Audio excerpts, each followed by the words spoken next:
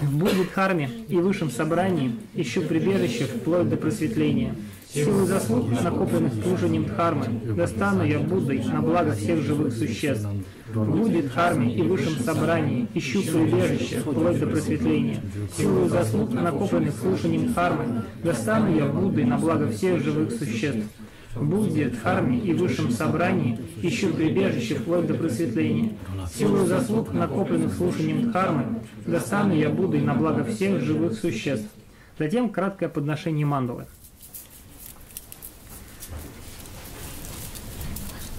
Землю, умощенную благовониями и усыпанную цветами, украшенную горой миру, тремя континентами, солнцем и луной, представляю, как поле Будды и подношу в дар. Пусть и страждущие наслаждаются этой совершенно чистой землей. Гуру Ратнамандала Камнирьятаями.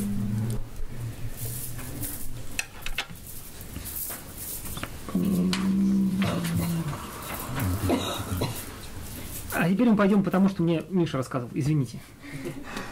4 безмерных. Это страница 28 буклета «Ежедневные практики».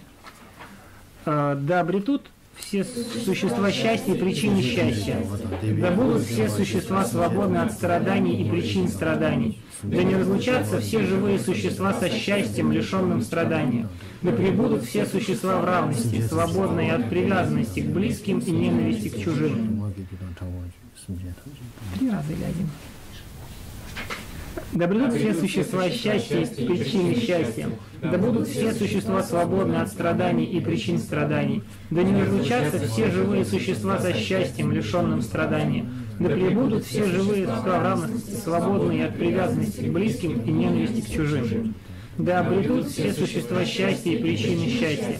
Да будут все существа свободны от страданий и причин страданий. Да не разлучатся все живые существа со счастьем, лишенным страданий.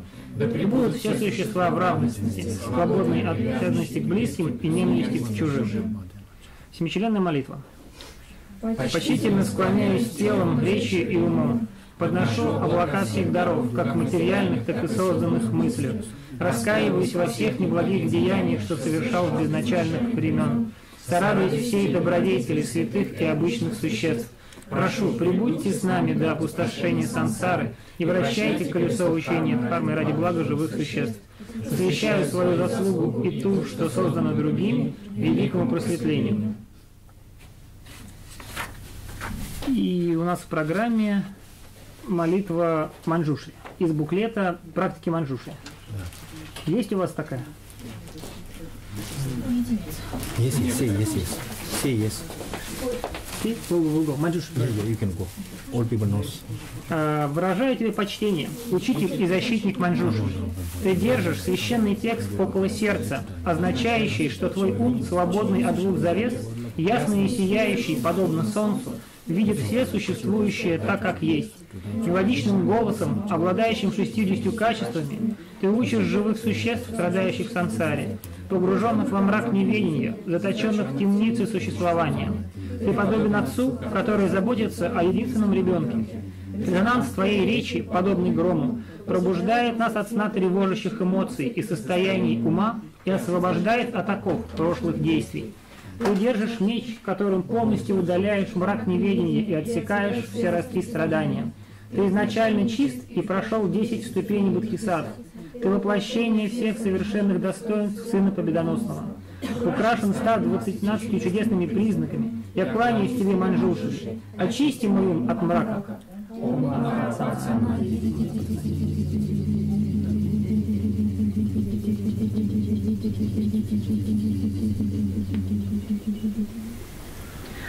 Омара пацана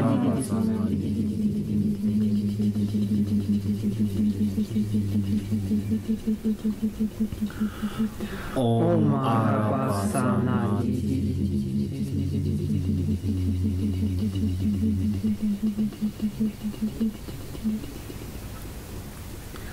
О сострадательный, сиянием своей мудрости, рассей мрак заблуждений моего ума. Даруй мне превосходное понимание сутр, трактатов шастр и текстуальной традиции.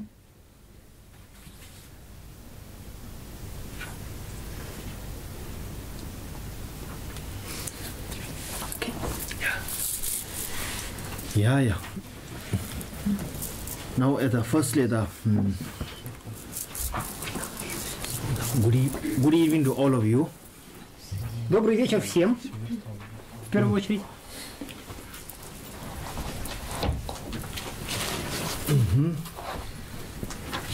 Now today is the first we will have a samda. First we will have a lecture. Then after that the concluding that before concluding we will also have a talk on the 10th of Tibetan Lunar also today. Both. So it's a very good day. Сегодня у нас будет лекция, и в завершении мы проведем цок. Сегодня 10-й день лунного календаря. Это хороший день для проведения цога. Yes. So at the so both actually the purpose of our any time actually our giving lecture before that from speaker side and listening side, and also for the reciting the talk offering, so whatever, right, actually all right. Firstly we all beginning time at the motivation is very, very important. Итак, какое бы действие мы ни совершали, будь это дарование учений, будь это слушание учений, будь это подношение цога, в самом начале очень важна мотивация. Because, right, coming hour, listen from giving side, from lecture side, giving lecture, or from your side, listener, listening, or reciting, or offering material, whatever, right, whatever we, coming our activity, thinking, listening, meeting, it can be turned into the virtue or non-virtue, positive or not positive, even it depends on first our motivation based on. Поскольку, что бы мы ни делали, если мы говорим о чтении лекций, или даровании учений с моей стороны, или слушании учений с вашей стороны, или размышления, или чтение мантр, подношение цога, все эти действия, они могут быть как позитивными, так и негативными. И то, собственно, во что они обратятся, будут ли они позитивными или негативными, зависит в первую очередь от нашей мотивации. Right?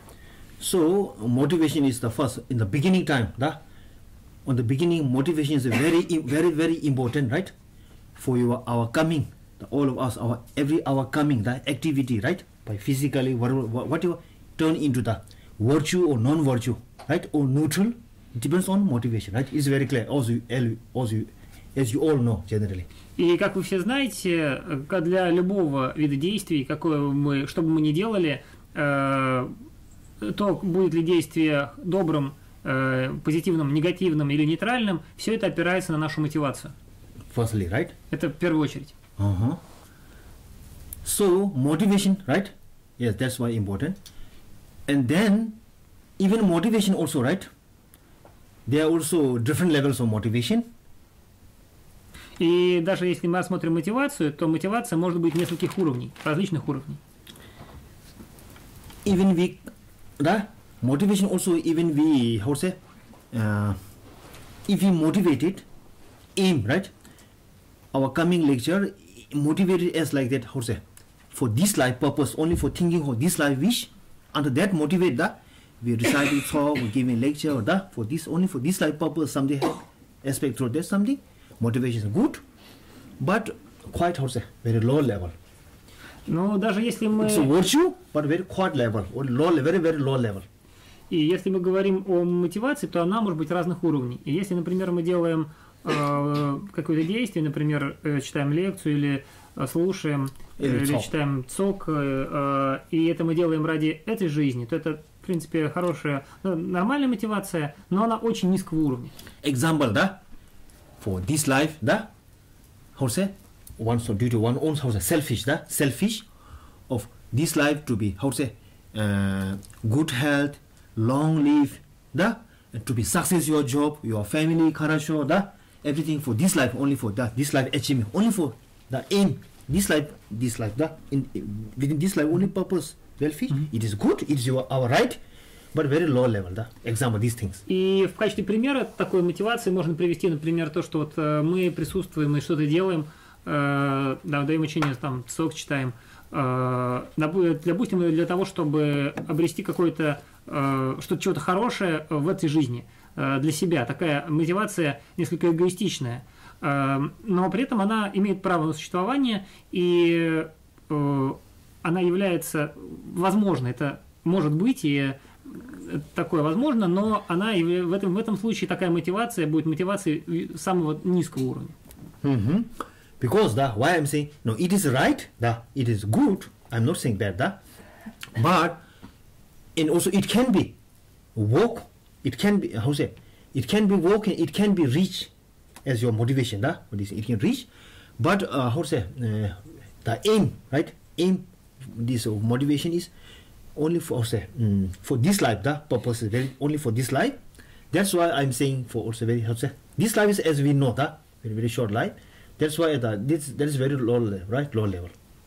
И то есть я не говорю, что эта мотивация, допустим, была бы плохой, потому что мы уже хотим принести себе благо, да? То есть эта мотивация, когда мы желаем себе только блага в этой жизни, она не является плохой, она возможна. Я не говорю, что она плохая, но она является самой низкой по уровню мотивации, поскольку она касается только этой жизни. И как мы все знаем, только эта жизнь, она очень непродолжительна. Соответственно, цели, которые мы ставим таким образом перед собой, при такой мотивации, они тоже очень маленькие, они как бы самые маленькие цели таким образом получаются. И, соответственно, и результат будет такой же, и самый незначительный. Поэтому мы говорим, что эта мотивация самая, скажем, эта мотивация является мотивацией самого низкого уровня. Yeah, like that. But how to say? Yes. But we can but we everybody, right? But we can develop or motivate further motivation much more stronger than that kind of this life. Но мы каждый there is a right further, right? There is a further much more stronger motivation and then even this life. Вот. И может существовать значительно более мощная и далеко идущая мотивация, чем мотивация, ограниченная только лишь благами этой жизни. So anyway, right? So aim motivation, motivated for only for this life purpose, it is very low level. Motivate for the benefit of concerning for the motivate under the benefit of next life is the benefit of our lecture giving concerning, right? And motivate for that purpose of aim to that next life is much more stronger than for this life. Life to life is. И если мы будем исходить в нашей мотивации из желания принести пользу, допустим, в следующей жизни или в будущих жизнях, то такого рода мотивация будет более мощной и будет являться мотивацией более высокого уровня, чем мотивация только лишь о благах этой жизни. То есть она будет обладать еще и большей силой. Yes. And then further also, right, for the motivation to achieve the state of liberation, that is also, even much more, stronger. И есть еще один вид мотивации. Это мотивация достичь освобождения от страданий в сансаре. И эта мотивация будет еще более мощной, чем две предыдущие. But the highest, the stronger and highest motivation, the perfect and pure motivation, but these all, the success of this life, so benefit of this life or next life, all these are mainly based on, selfish. It's good, right, but not bad, but under the also, it will be successful, fruitful, your pray or motivation, but selfish, thinking concern for only one purpose, right, one fish. The highest and pure motivation, right? Pure and highest motivation is concerning for benefit of all living beings. That is the highest and pure. Но, возможно, еще более мощная, более высокая и более чистая мотивация. Это мотивация принести пользу всем живым существам. И если мы посмотрим на мотивацию о благе в этой жизни, или на мотивацию о благе в будущих жизнях, или мотивацию об освобождении, то они все очень правильные, они позитивные, но они как бы несколько эгоистичные. То есть они немножечко только о себе. Да? А если говорить о мотивации принести пользу и принести совершенное благо всем живым существам, то она является наиболее чистой и наиболее высокой. Yeah. So that's why that is, I think, that is the pure. I'm saying, how to say, highest motivation. Why I'm saying, because of that is the pure, and also that will be brings the lead us to the highest state. How to say, enlightenment being to fulfill all living beings. That is also sources of also happiness towards other beings, fulfill their wish, and also once also, how to say, that can also achieve one own, how to say, happiness also ultimately, both fulfill.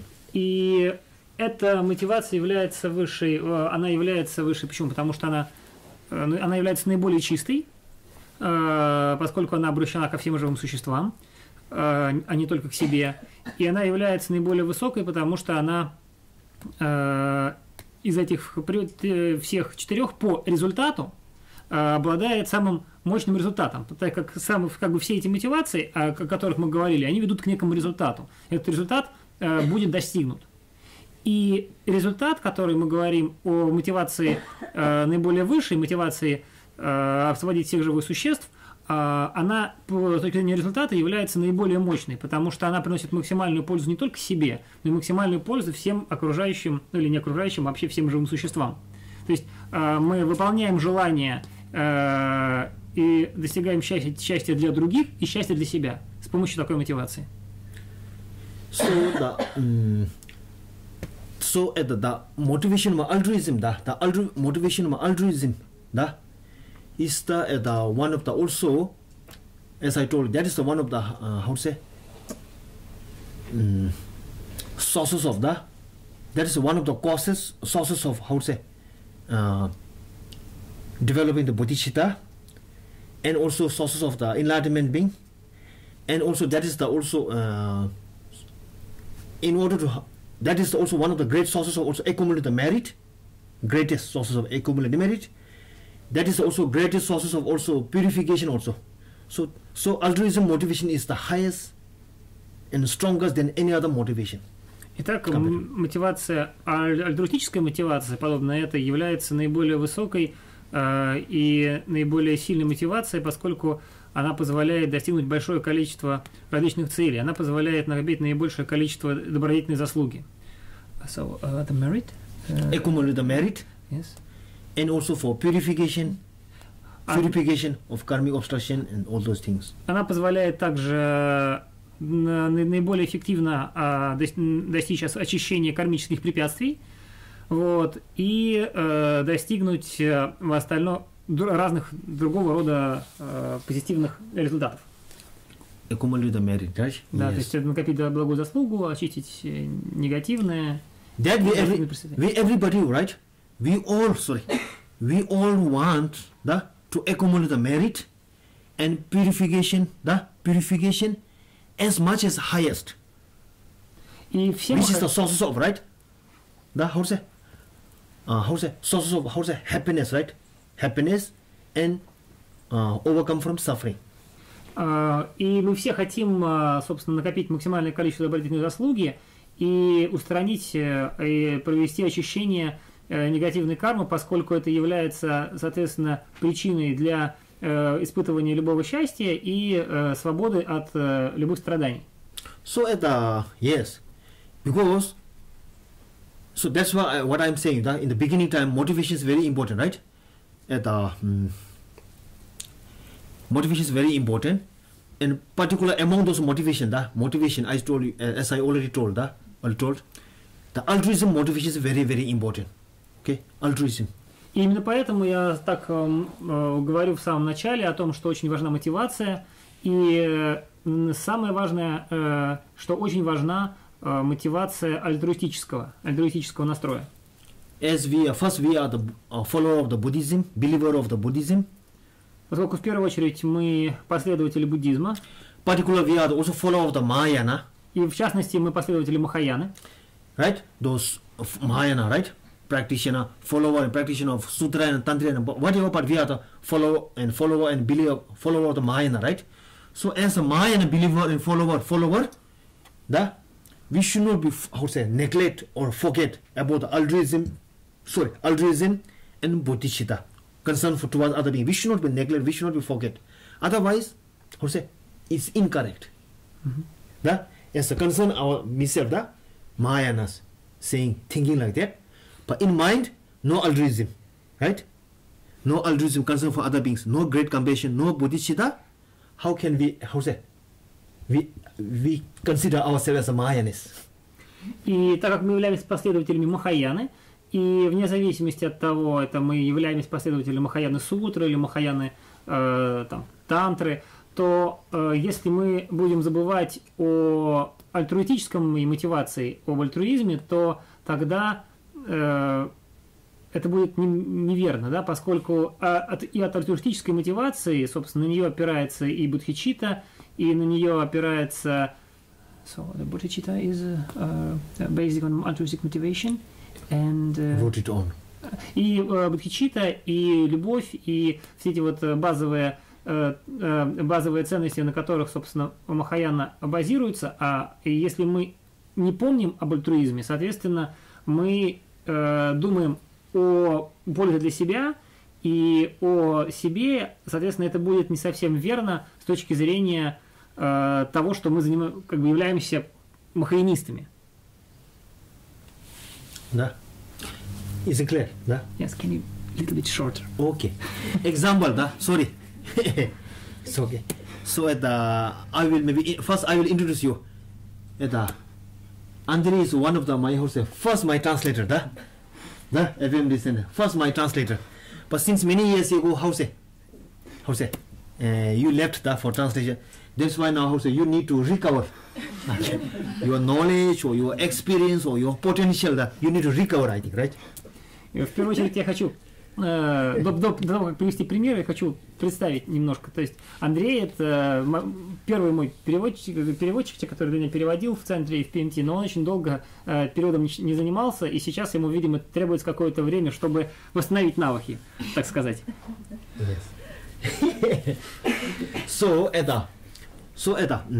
Anyway, so what I want to tell first, we all, what I want to say here, so altruism, as we are believer of the Mahayana, follower of the Mahayana, we in our mind, altruism mind, generally, right?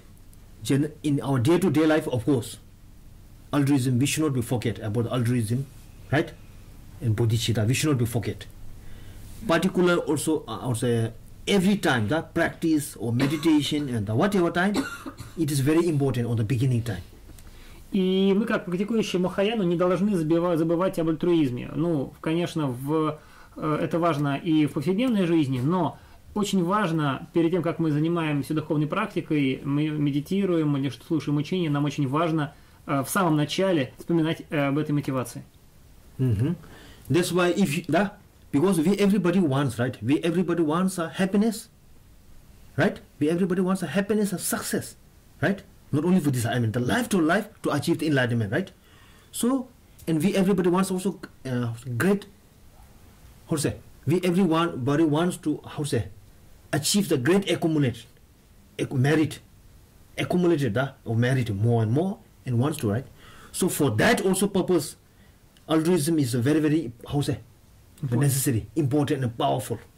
И все мы хотим достичь счастья и достичь успеха, да, и не только в этой жизни, но из жизни в жизнь. И в конце концов мы хотим достичь высшей цели, достичь просветления. И для того, чтобы... И таким образом мы очень хотим, собственно, накопить большое количество добродетели, заслуги. И для того, чтобы эту добродетель накопить, очень важна альтруистическая мотивация. Like that. Для того, чтобы всех этих целей достигнуть, она совершенно необходима. Yeah. Now today our topic, that's why I just I just reminding you all of you for the beginning time. Now we all gather here to listen to the lecture, and also from my side for lecture, sincere motivation, right? To sincere motivation before giving lecture. I should be from my side, da, or say, and also from your side also, da, before listening time. Now I'm going to listen my here lecture, da, or some this philosophy, not to just some news, da, just for some news, new information, something not like that. Should not think, right? Or should not like that. First tell like that. И поэтому я стал говорить о ее мотивации в начале, да, до того, как перейти к основной теме лекции, потому что это очень важно. И мы, я со своей стороны, и вы, как слушатели, мы не должны относиться к этому процессу, к тому, что мы делаем здесь, как просто, например, обмену новостями, или мы не должны приходить сюда и думать, вот я что-то новое для себя услышу, или что-то интересное. У нас не должно быть такого подхода. Everybody want to tame our mind. Все мы хотим подчинить себе свой ум. Right? Yes, to tame our mind, right? So in order to tame our mind, right? Yes, we need to develop those kind of such kind of this spiritual realization. И для того, чтобы нам we need to gain, подчинить себе свой ум, нам нужно обретать духовные реализации. Нам нужно получить эти духовные реализации, right? Достижения духовные. In order to tame those our delusion or the emotion such those minds. Для того, чтобы связать или подчинить вот эти омрачения или эмоции, которые присутствуют у нас в уме. Which give us the unhappy towards oneself and also towards other beings. И которые приносят несчастье и делают несчастливыми как нас самих, так и других существ. Like that. So, like that. Now, today our topic, here, let's go topic. So,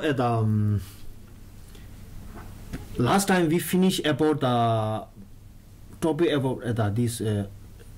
No, actually, our today topic is about the Mahayana, this path, tradition of Mahayana path. Сегодня наша тема – это традиция или объяснение о пути Махаяны. Бодхисаттва-яна. И в частности, или Бодхисаттва-яны, то есть колесница Бодхисаттв. So among those, Bodhisattva, last time we finished about the practice of six paramitas. На прошлой лекции мы закончили часть, которая касается 6 пирамид.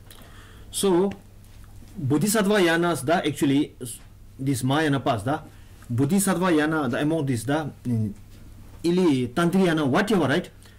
Firstly, about the mind of generated bodhicitta, emptiness realization, this should is very, very necessary, essential. И в качестве самого необходимого элемента пути бодхисаттв это их два. Это зарождение или наличие бодхичитты и зарождение мудрости, постигающей пустотность. Even in the Sutrayana time, practice time, and special to the highest Tantriyana time, this should be, this should be, very, very necessary. И вне зависимости от того, является ли это практикующий, идет он по пути сутры, или он идет по пути тантры или высшей тантры, в любом случае для него совершенно необходимо, везде и всегда необходимо вот эти две основы. Это бодхичитта и мудрость понимания пустотности. Yes. Yeah. So that's why these two is very necessary, right? So firstly, bodhicitta, right? About the bodhicitta, as we told before, the method for developing bodhicitta, I told before there are two methods taught by Buddha Shakyamuni, as I told before our lecture told that. One method, which is called 7 cause and effect, taught by Buddha Shakyamuni, as we told before. И ранее мы с вами обсуждали два метода зарождения бодхичитты, которые были преподаны Буддой Шакьямуни, и один из них это метод seven cause and effect. Метод 7 причины и одного эффекта. Now second also 7 причин и эффект. Yeah, second method also taught by Buddha Shakyamuni to this another line is Shantideva. That is called also exchanging self with others. Другой метод, который был также преподан Буддой Шакьямуни и о котором говорил Шантидева, это обмен себя и других. That method, right? Also. So second method today at the yes. So this second method, right, is yes. Actually, these two methods, both the purpose of these two methods, both are developing the bodhicitta. Main. И основная цель обоих этих методов это развитие бодхичитты. Now today I will first explain second method to you. И сегодня я немножечко объясню второй метод. So bodhicitta is one of the great first method. Developing the bodhicitta is very, very essential and necessary. First method.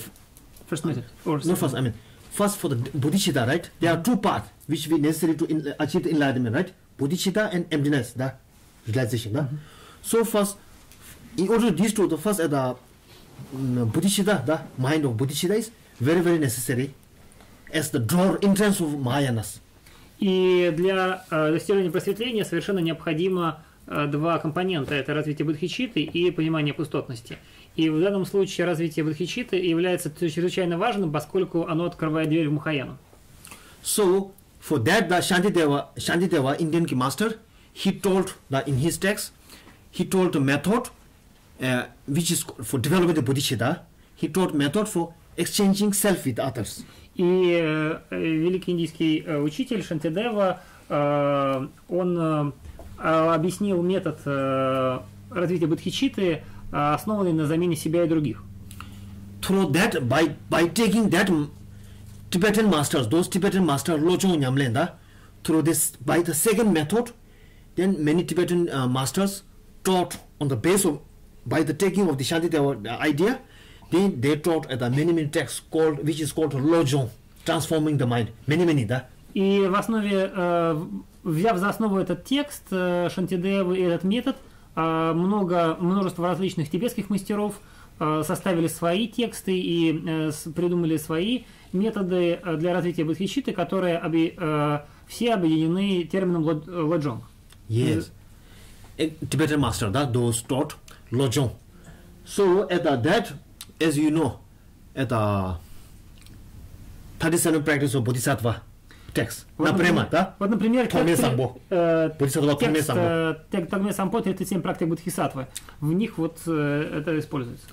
And training the mind of 7 verses, you know, the Lojong, 7 verses of training the mind in 7 verses also. И также 7 строк для тренировки ума. 7? Yeah, training the mind in 7 verses. 7 verses. Yes. Тренировка ума в 7 стихах. Training the mind in also 8 verses. Тренировка ума в 8 стихах. But anyway, there are many Lojong texts. Очень много текстов в традиции Лоджонг существует. Tibetan, composed by Tibetan masters. These all Lojong masters, all these are the Lojong, based on taking on this Shantideva idea, Shantideva method, which is called transforming the mind, as I told you, exchanging self with others, I told you, да? И очень много этих текстов существует, и все они, собственно, основываются на методе, предложенном Шантидевой, и этот метод, который Шантидева назвал замена себя на других. So through that, in that method, exchanging self with others, first in order to develop the bodhicitta mind, right? Bodhicitta mind. First, right now, they need some condition to develop the. They need some condition to develop the bodhicitta mind. И, собственно, что описывал Шантидева в этом методе? В первую очередь, он говорит о том, что требуются некоторые условия для того, чтобы бодхичитта могла зародиться в уме. In our mind, they need some condition. То есть нужно некоторые условия для того, чтобы бодхичитта зародилась в уме. Yes, to develop, right, bodhicitta, because as I told you, the development of the bodhicitta mind is based on, great compassion. Поскольку само развитие ума бодхичитты возможно на основе великого сострадания. Yes, right?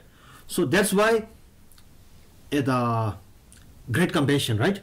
For concerning towards other living beings, to release from the all suffering. И великое сострадание, оно заботится о всех живых существах, и его целью является освободить всех живых существ от страданий. Yes. So, in order to develop the concerning towards all living beings, to free from the strong wish to free from suffering, first, the free from all suffering, we need also to develop genuine wish and love, genuine love and wish towards other living beings, to develop them. И прежде чем мы разовьем, в нас родится стремление освободить всех живых существ от страданий, то есть здесь всех живых существ от страданий, нам в первую очередь для этого нужно, чтобы у нас была искренняя любовь и забота о живых существах. So, once we could not develop, right, love, genuine love towards living beings, sentient beings, living beings, then I think, we cannot be developed, strong desire or wish to take, to concern to all living beings, to free from suffering and to give them happiness. Cannot be. И я думаю, что до тех пор, пока у нас не возникнет любовь к живым существам искренне, в нас не сможет зародиться вот это вот желание или стремление сделать так, чтобы у всех живых существ устранились страдания и даровать им все счастье. Right? So in order to develop the genuine wish, right, to helping towards beings, to free from suffering, wish, to free from suffering, and to achieve them, to achieve them happiness, first we need get genuine love, those to all living beings. И то есть прежде чем у нас родится желание принести или создать другим счастье и освободить других от страданий, в первую очередь для того, чтобы вот это возникло, нам требуется искренняя любовь к этим существам. Right? That's very clear. Это очень вполне ясно. Right? Right now, yes, it is very clear. So that's why right now our mind, those enemies, we have strong, right now our mind is in biased level. Сейчас наш ум, он находится в таком состоянии, когда он предвзят, то есть он кому-то лучше, кому-то хуже. Yes, right. One side, very this thing, very concerning to what due to attachment. One side neglect. То есть, forget or neglect. То есть о ком-то мы очень сильно заботимся из-за того, что из-за силы нашей привязанности, а кого-то мы игнорируем или пренебрегаем кем-то. Right. So that's why we need to we need to train our mind to the equality level. И поэтому нам в первую очередь нужно тренировать наш ум или тренировать наш ум таким образом, чтобы мы всех воспринимали равно. То есть нам требуется равностный подход к живым существам. Right? Equalizing to all living beings, is very important. И равностный подход или равностные отношения ко всем живым существам чрезвычайно важно. Between I and other living beings. Между я my and others. И другие, включая вот это вот отношение я и другие. Здесь тоже важно, чтобы оно было равностно. То есть,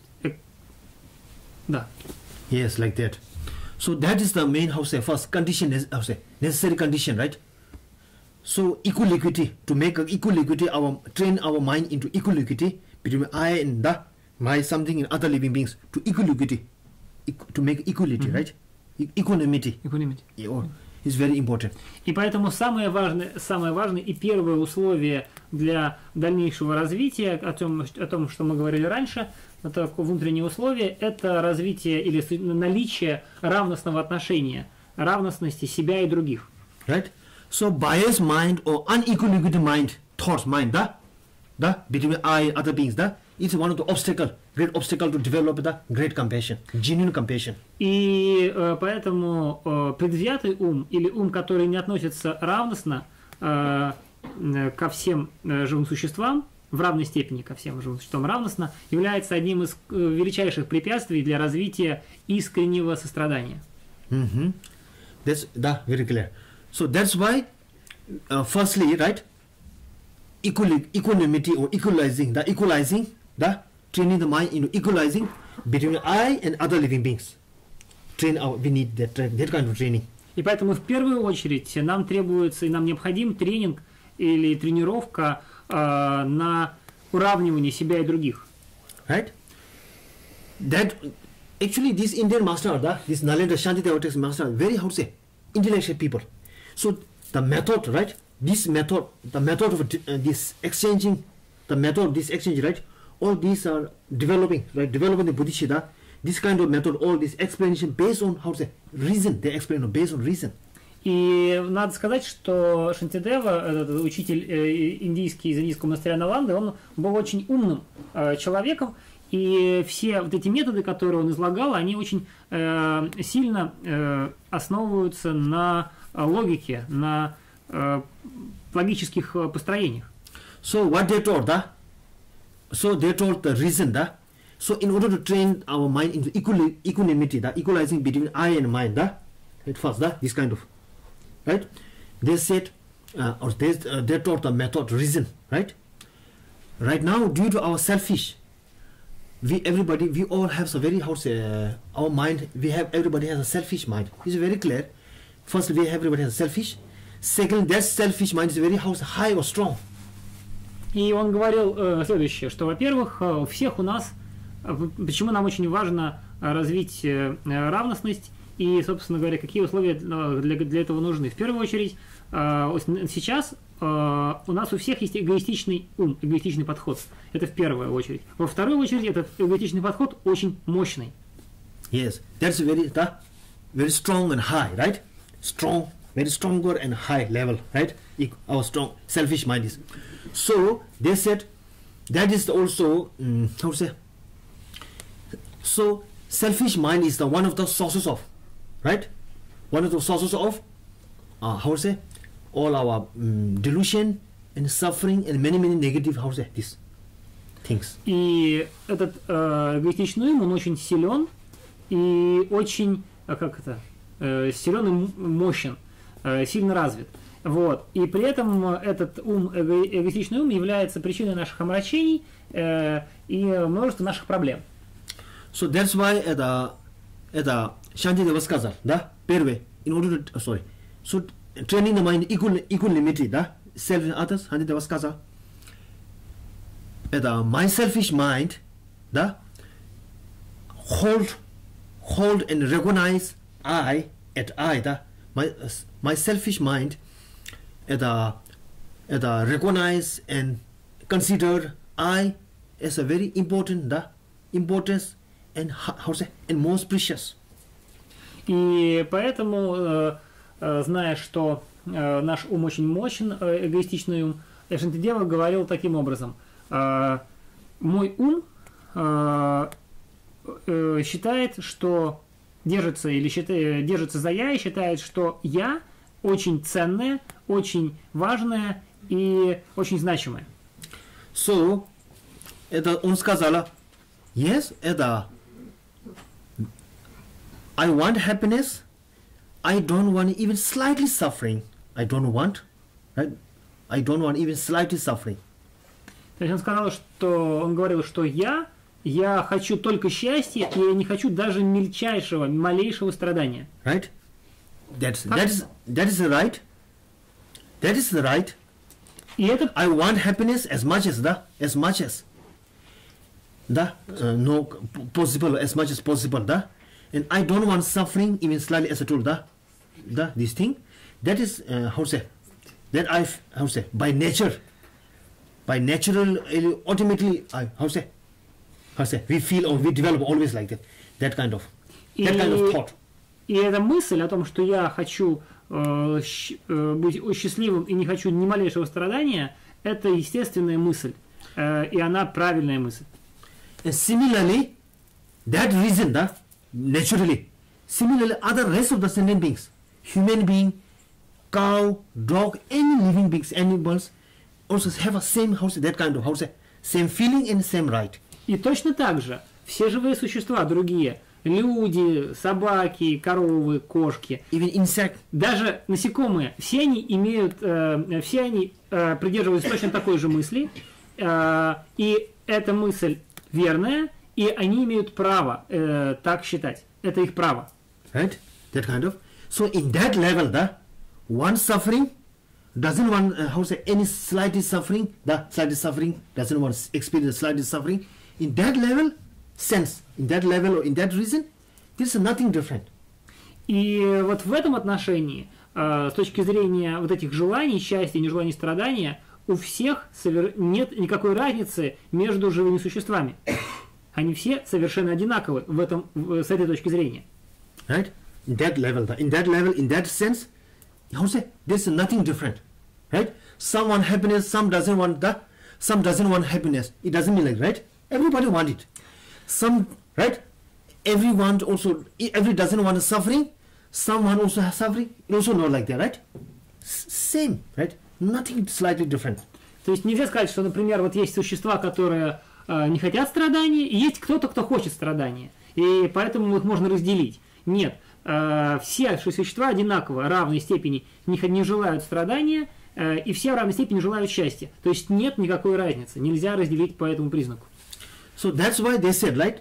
So, understanding that kind of equality between I and other beings, the rest of the beings, in that sense or in that level, as I told, one suffering doesn't want slightly suffering. In that sense, I and other living beings, rest of other living beings, nothing different. So they were said, there's nothing different. There should not be nothing. There's nothing different. In that point, in that sense. И в этом смысле Шантидева говорит, что невозможно разграничить существ. То есть все совершенно равны с этой точки зрения. Все одинаково не желают счастья, все одинаково не желают ни малейшего страдания, и все одинаково желают максимального счастья. Таким образом, невозможно как-то различить этих существ и меня. То есть они точно такие же, как и я. So that is, I think, fundamental. That is the one of the basis and fundamental reason of thinking. That's the fundamental reason to understanding and contemplating and thinking of developing the equanimity between self and others. И это утверждение или эта мысль является совершенно базовой для развития равностности между себя и другими. С помощью этой мысли или вот этого утверждения логически можно выстроить вот эту цепочку, которая приведет к развитию такой равностности. Она является базовой для такого рода действия. So I think that that kind of fundamental reason, thinking of the understanding reason, contemplating fundamental this reason in fundamental as told. Does the one suffer happiness as much as doesn't one life? That kind of fundamental reason between I and other beings, I think that is very, very powerful and effective reason. Powerful and effective reason to develop this further this stage.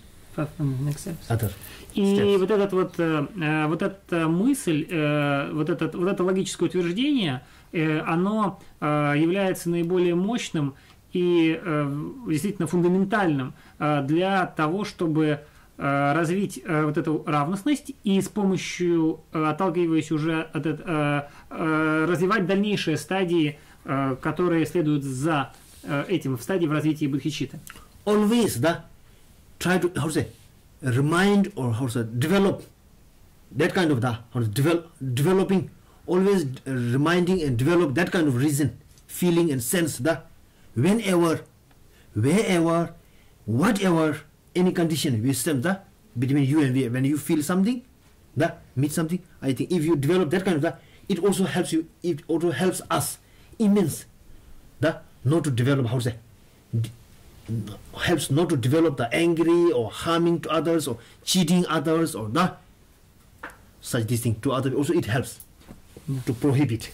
Поэтому, пожалуйста, всегда, где бы вы ни находились, что бы вы ни делали, пожалуйста, вот эту мысль пытайтесь развить и построить ее в себе, для того, и увидеть, да, что я и другие живые существа вот в этом отношении, в том, что они одинаково, всем одинаково желаем счастья, не желаем ни малейшего страдания, совершенно равны. Поскольку такая мысль, если она применена где угодно, она может являться мощным противодействием против возникновения таких эмоций, как гнев, anger.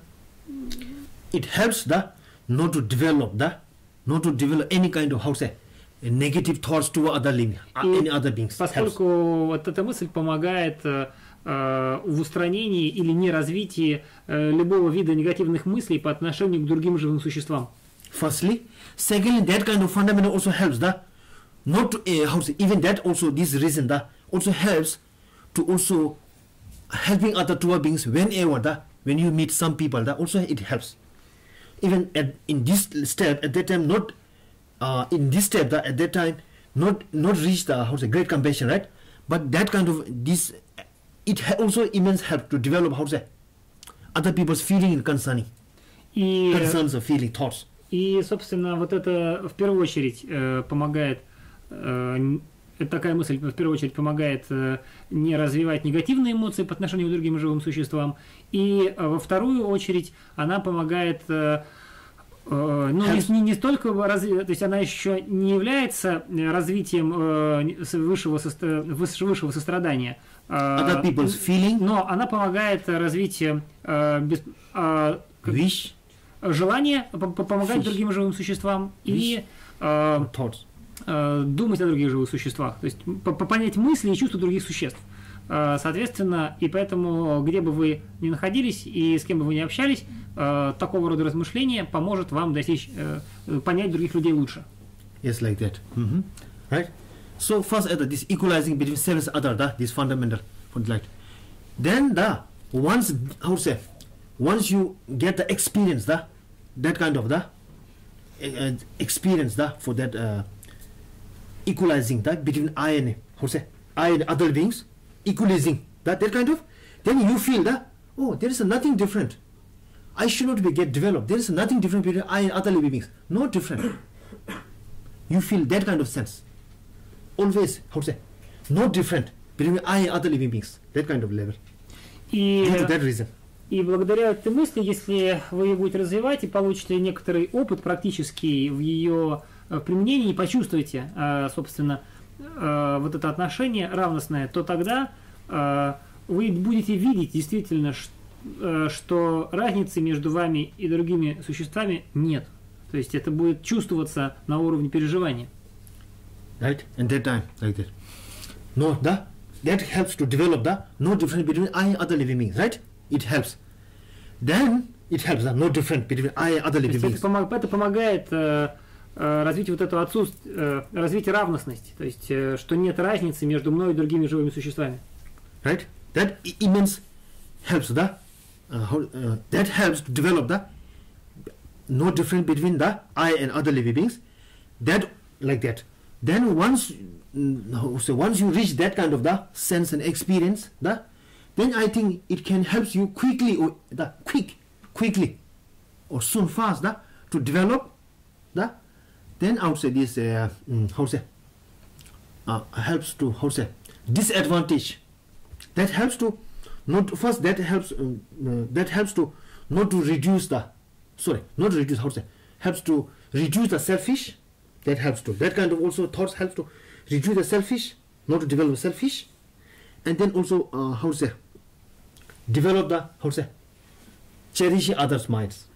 И вот когда у вас появится практический опыт применения этой мысли и, собственно, ощущение того, что я и другие действительно не различны, они одинаковы, мы и я и другие одинаковы, то в этом случае it helps not to develop or reduce the selfish. Это поможет уменьшить эгоистичные отношения и развить cherish others. Заботу о других. concerning other beings, right? That helps. Забота о других существах. Это помогает развить вот эти два фактора. Yes, right? This and that. So, right? And then reduce the selfish also, right? And then also through that way, also how to say, we can how to say contemplate, understanding and contemplate about the disadvantage of how to say. After that, after in that sense, after that on that sense, then in order to also reduce, much more reduce the powerful also for selfish mind, egoism, then contemplating or meditating on disadvantage of selfish. И затем, когда мы развили в себе вот эти мысли, и мы чувствуем, или у нас происходит уменьшение эгоистичного подхода, мы также можем усилить уменьшение этого эгоизма по поводу с методом размышления о недостатках эгоистичного подхода. Yes, that because that is true. That is not true because selfish mind is very clear. Selfish mind is the source of all many our problems which we are facing now. Поскольку, и это правда, эгоистичный ум – это причина очень большого количества проблем, с которыми мы сейчас сталкиваемся. Even due to selfish, day to day our parents and children in conflict, husband and wife in conflict, brother and sister in conflict, right? And the many conflict also mostly they are under the selfish mind. И посмотрите, что действительно большая часть конфликтов в этой жизни, прямо, которая у нас происходит, конфликтов между детьми и родителями, между мужем и женой, конфликтов между братом и сестрой, они обычно, или братьями, они обычно возникают исключительно из-за эгоистичного подхода или эгоцентрического подхода, из-за эгоистичных мыслей. In our day-to-day life, our many our disagreement, or dislike, or conflict, or quarrel, or harsh words, or telling lies, all these are the due to selfish. То есть все наши under selfish motivation in deep mind. Да, все наши ссоры, раздоры, все то, что мы обманываем других, то, что мы ругаемся и не можем договориться с другими, все это причиной всего этого является эгоистичный подход, или эгоистичный ум. And also for the causes of also right in this life many problems also as I told ultimately based on selfish in this life, current day-to-day life, and also for next life also next life suffering in next life also experience also for the selfish. И это только про эту жизнь мы говорим, но если посмотреть на следующую жизнь, то причины страданий в следующей жизни также опираются на эгоистичный ум. And yes, attachment on this life too much on also selfish. Attachment on next life something also for the selfish. И привязанность к чему-то в этой жизни, это она опирается на эгоистичное отношение к жизни, и то же самое привязанность к чему-то в будущей жизни также опирается на эгоистичный ум. So anyway, right? Selfish mind is the causes of many problems, conflict in this life or next life, and also for the especially for the enlightenment, great compassion. In Buddhism, it is one of the great obstacle, one of the main obstacle, selfish mind. И, конечно, мы видим, что эгоистичный ум является большой причиной для страданий в этой жизни, и в будущих жизнях, но он является самой большой, величайшей причиной для развития великого сострадания и для развития бодхичитты, таким образом для достижения просветления. So that's why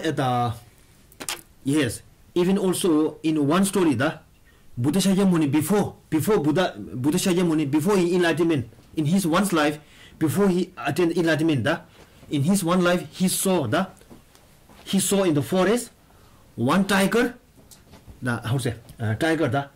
mother who has hungry too much, but he has children, the tiger children many, due to hungry too much, the hungry suffering too much, the there's no any other idea. He also, how say, tiger mother has, how say, has killed and eat her also children, one of them. И в качестве примера можно привести историю из предыдущей жизни Будды Шакьямуни, когда Будда Шакьямуни, гуляя по лесу, увидел тигрицу, которая была очень измождена голодом, и в ней родилась мысль от голода съесть своих тигрят. So, of course, actually, generally, mother doesn't want to, right? Mother, human being or children, at that time, Buddha, what he gets sense, at that time, he thought, of course, that tiger mother, right? I feel, that tiger mother, at that time, Buddha Shakyamuni, what he get, the thought, feeling. Of course, mother of tiger, she loves to all her children, but due to selfish, she doesn't want to suffer, she doesn't want to die. Due to that, she doesn't like, but she has to eat her children. Due to selfish mind.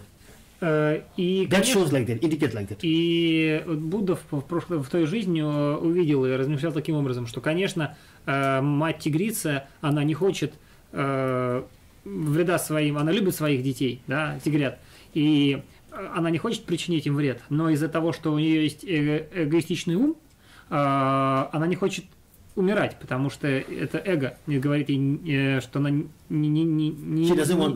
очень не хочет умереть.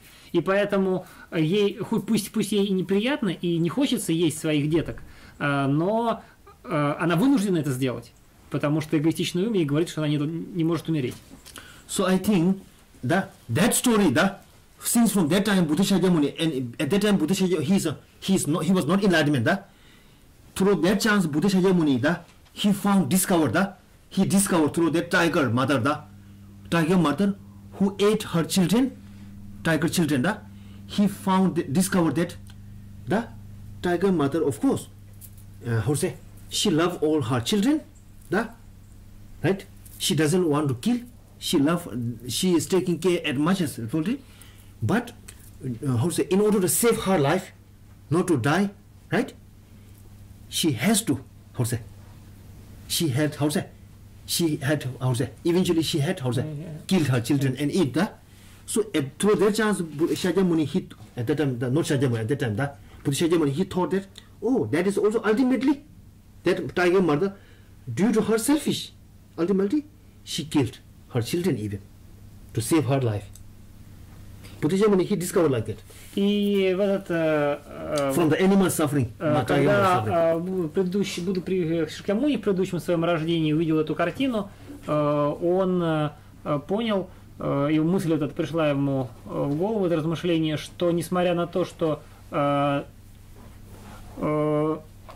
мать-тигрица любит своих детей и не хочет их есть, но из-за вот этого эгоцентричного отношения или этой мысли о я, цепление за я, она так или иначе съест этих своих детей, поскольку она не хочет умирать. И эта мысль о себе, она более сильная, чем мысль о детях. So anyway, right? There are so many examples, there are so many examples, in story and example which we can found, understood and found that even in animal or human being, right? Wherever, right? Due to selfish, the mind is very strong, right? Selfish mind is very strong, even, right? And then even they doesn't want or they doesn't like, but they will be facing some problem with even their with relative or their friends or right. Other people, of course, even they also the disagreement or quarrel or many things happening, was a problem happening. И очень много фильмов, очень много историй есть на этот счет, что даже если люди не хотят делать какие-то плохие вещи или создавать себе проблемы, из-за этого эгоцентричного ума, эгоцентричного настроя, они ничего не могут сделать, им приходится создавать себе эти проблемы и сложности, и большое количество ссор и так далее подобных вещей происходит. So anyway, that's why Shantideva he make point, Shantideva he point out that in the world or universal,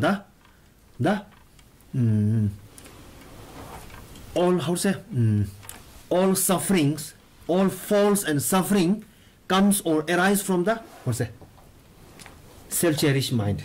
И поэтому Шантидева в своем говорил о том, что все проблемы и все страдания в мире берут начало в эгоцентричном уме или self-cherished, заботящемся лишь о себе уме. Like that, he make point, like that, and then also he point out that like that, and also he point out like that. He make the point that all happiness and enjoyment comes or arise from the cherishing of other beings. И второе утверждение, которое он делает, Шантидева, это что все счастье и вся радость в этом мире происходит от заботы о других. So that's why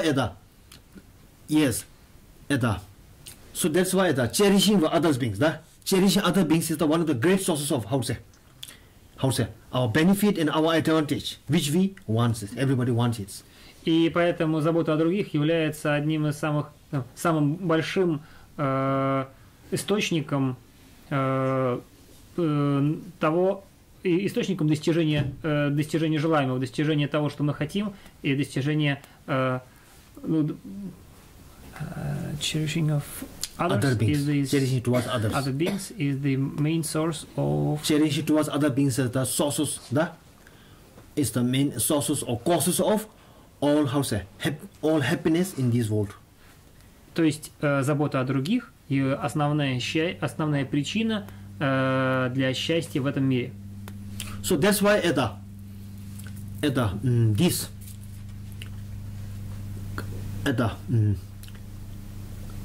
transforming our mind to reduce in order to reduce our self-cherished mind, contemplating or thinking, reminding, understanding of disadvantage of selfish, fault of self-cherish, first that. И поэтому мы можем трансформировать наш ум, и в первую очередь мы трансформируем наш ум, уменьшая все более и более уменьшая мысль или ум забота о себе, эгоистический, эгоцентрический ум. So, selfish mind, selfish mind here, right? This is source of all problem, right? So for that counter force, disadvantage, contemplating, thinking, contemplating, concern of disadvantage of selfish. It helps to reducing. И если вот это вот, например, наш эгоистичный или заботящийся лишь о себе ум, то и с помощью размышления о недостатках эгоистичного ума мы таким образом, если вот это размышление о недостатках, то есть чем больше мы размышляем и чем больше мы знакомимся с недостатками эгоистичного подхода, тем больше эти недостатки уменьшают этот эгоистичный ум, уменьшают его силу, ослабляют его. Weak, right? Like. Then in order to increase the altruism mind, cherish other beings, your mind, and familiarity, understanding of the benefit of, advantage of cherish other beings, familiarity or more and more, it helps increasing more. И если мы хотим усилить ум заботы о других, то мысли о достоинствах заботы о других позволяют усилить и развить ум заботы о других.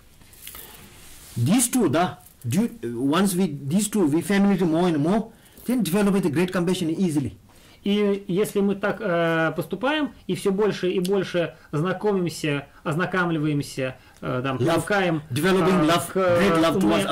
к уму заботы о других, к заботе о других, к пользе заботе о других, тем легче в нас возникает любовь, чувство любви к другим существам, и тем легче у нас возникает сострадание к другим существам. Developing love to all living beings is easily, quickly, and developing through that way love, the great love first. It's very developing great love towards all living beings easily, quickly and easily. То есть и на этой основе, на такой основе возникновения великой любви, то есть любви ко всем живым существам, это возникает легко.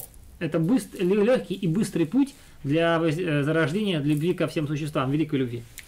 Yes, like that. Once develop the great compassion, once develop the great love towards all living beings, then automatically, the great love automatically, great love will be automatically, cultivate the great compassion easily. И после того, как мы зародили в себе великую любовь, то естественным образом, вот после зарождения великой любви, в конце концов, она перерастет в великое сострадание. То есть великое сострадание зародится на этой основе совершенно естественно и легко.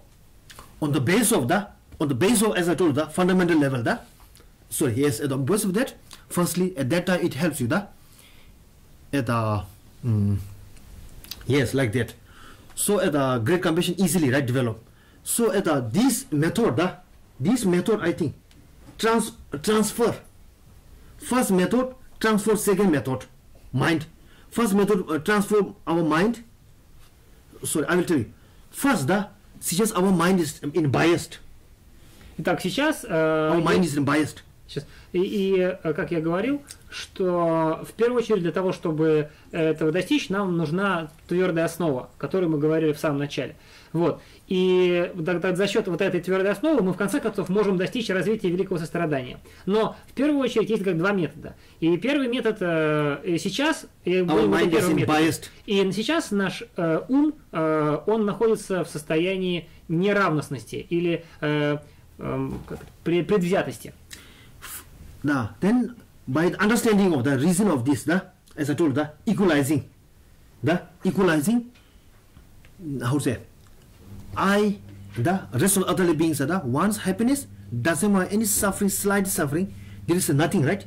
Everybody wants that. There's equally. One's happiness doesn't want suffering equally. Due to that kind of reason, thinking more and more, that helps the reason, family, our mind. That mind helps our biased mind transfer into the equality mind. Unbiased mind transfer. И таким образом получается, что сейчас у нас ум предвзятый. Вот, за счет мысли о том, что мы и также в равной степени хотим счастья и не хотим страданий, как и все другие живые существа, за счет привыкания к этой мысли и прочувствования этой мысли, мы можем трансформировать свой предвзятый или неравный ум в состояние равного ума или непредвзятого ума, в состояние ума равностности. Right? In equality, between I and other living at that time. Равностности между мной и другими. At that time, I think it means at that time it also helps already eliminate our attachment, some kind of attachment. И в это же мгновение, когда attachment and also angry. И в это же мгновение или в этот же момент, когда мы переходим из состояния неравностного ума к равностному уму, это уменьшает или слегка устраняет наши привязанности и наш гнев. Which has very strong. Который, attachment, this thing, которые на самом деле очень мощные. Наша привязанность и гнев, они очень мощные. И это позволяет их устранить. Right? Then once reaching the equalizing between I and being, as I told, equality, then our mind, right, that in that equality, then I and other living, there's no different, right? One happiness doesn't want any suffering, no different equality at that time. Then that that's mind, right, at that time, in order to develop further also, into the great love, genuine, great love, transfer into further great love. At the first reduce issue further also the disadvantage of selfish and advantage of cherish other beings. That kind of thinking. Then it also helps to other condition. И далее, то есть это первое условие у нас получается, да? Далее для того, чтобы дальше развить это состояние равностности и развить его, сделать его более сильным, не то чтобы развить состояние равностности, не точный перевод, скорее для того, чтобы развить наш ум дальше от состояния равностности. Дальше от состояния равностности следующее состояние – это великая любовь. Да? Для того, чтобы развить великую любовь на основе состояния равностности, мы думаем о достоинствах заботы о других и о недостатках заботы лишь о себе. И за счет вот развития этих двух мыслей мы достигаем развития великой любви. Да. Yes, like that. Then это on that level, да? Then это once это then это once we develop the, as I told you, how to say this equanimity, да? Yes. Equality, да? That equality, да? Equality between I, equanimity between I other living beings at that time, da? As I told you, then in order to develop the great compassion, I told you, da? First, great love, right? Great love.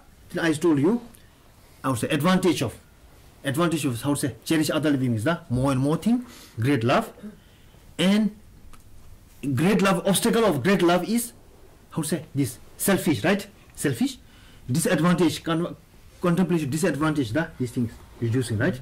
Then great love once develop it, then great compassion, right? Ultimately, right? Once you love to other living beings, all living beings, ultimately, how to say, it, how to cultivate ultimately, how to say, automatically or spontaneously, right? How to say, concerning to all living beings, the day and the night always. That kind of feeling, always, how to say, wish and feeling, develop it. Once develop the great love. И, собственно, as we have our own experience, what we have.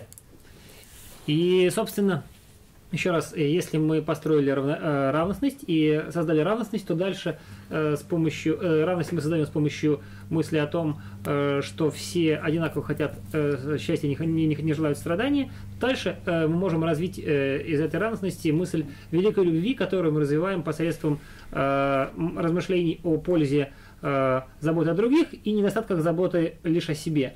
И как только у нас рождается посредством привыкания к этим размышлениям великая любовь, то великое сострадание рождается автоматически, спонтанно, как следующий шаг после развития великой любви. Поскольку если мы в великой любви мы желаем для всех счастья, да, то есть мы хотим, мы любим всех вот в этом смысле, то автоматически после, если мы видим, желаем всем счастья, то мы желаем сделать что-то, чтобы избавить их от страданий. И это уже великое сострадание.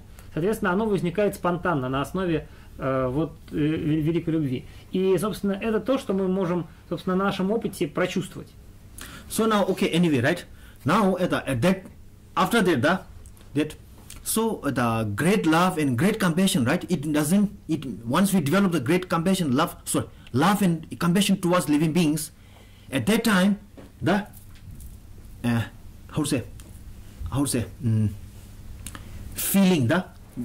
feeling and wishing towards sentient beings have a happiness and to overcome free from the suffering.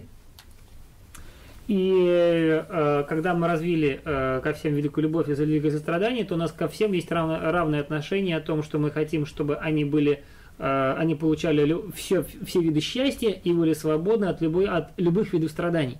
But happiness also, happiness also they are different.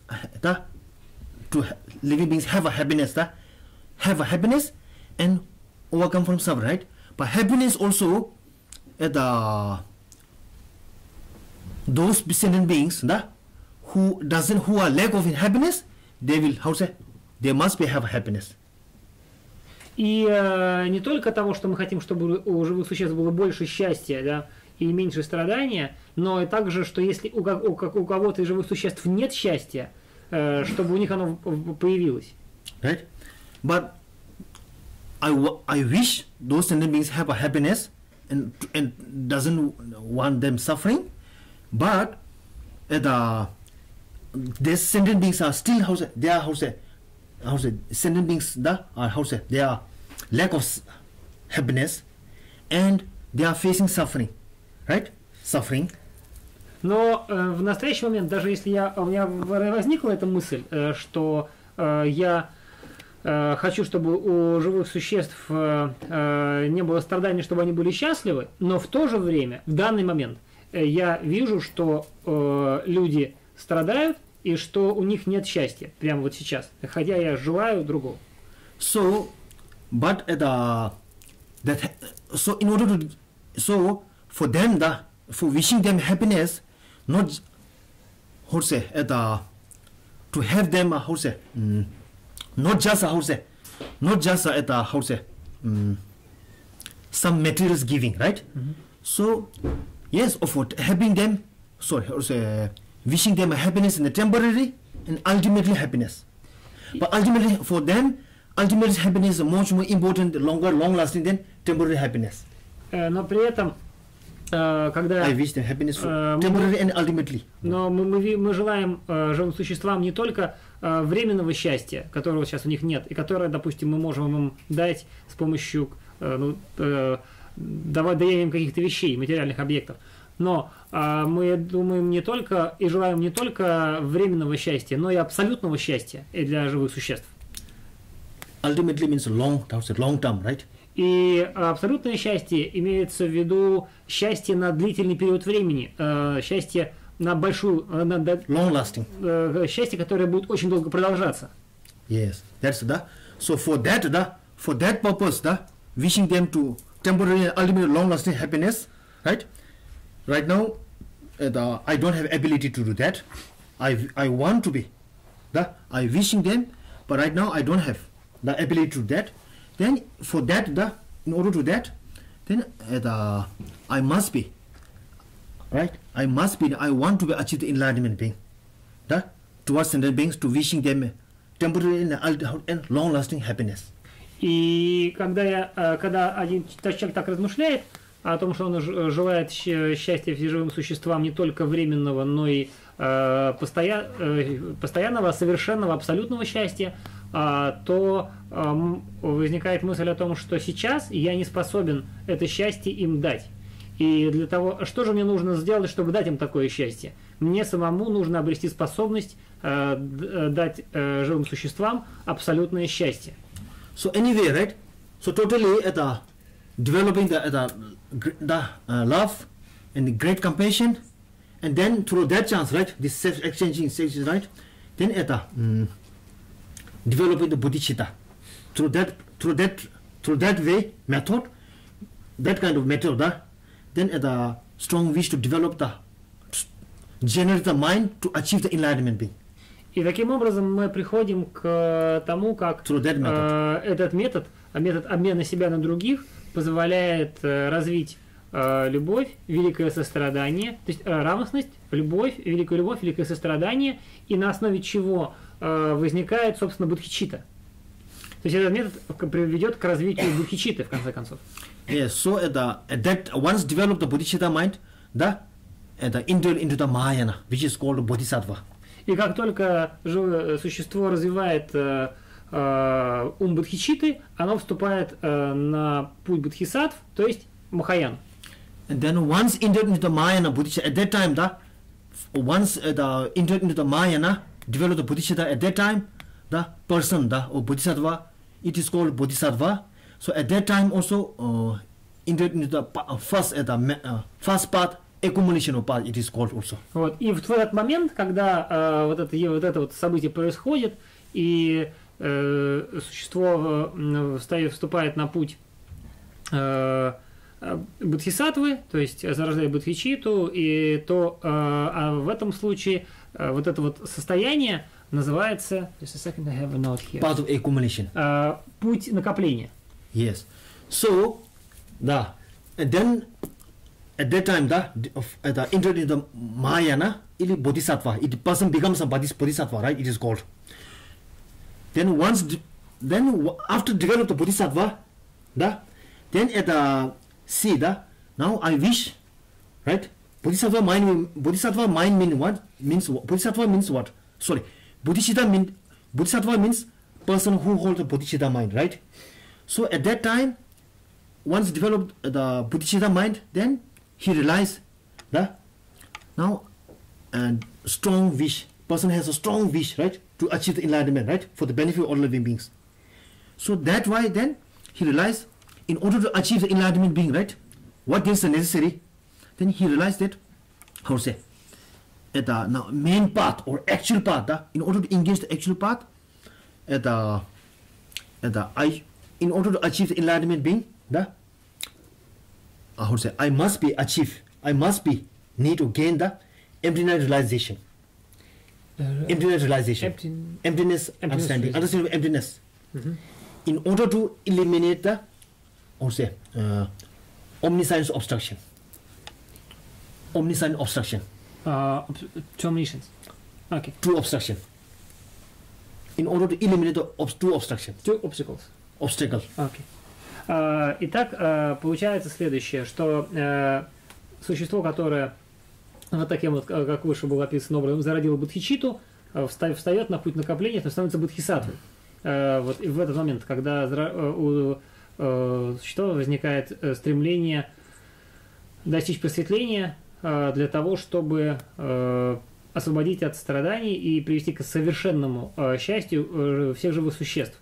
И тогда следующее размышление, которое возникает, размышление возникает о том, а что мне необходимо сделать, чтобы достичь освобождения и просветления самому. Для того, потому что это единственный метод освободить всех живых существ, дать им совершенное счастье. И в этом случае, собственно говоря, здесь нужно создать причины для устранения двух препятствий к всеведению. In order to achieve the enlightenment being, there are two obstacles. Obstacle of delusion, obstacle of omniscience, obstacle to omniscience. И в этом случае есть два препятствия, да, для достижения состояния пробужденного Будды есть два препятствия. Это препятствие в виде омрачений и препятствие ко всеведению.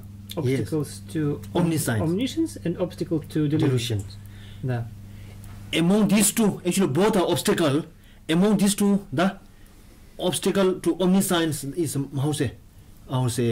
is much more obstacle to the achieve for enlightenment being.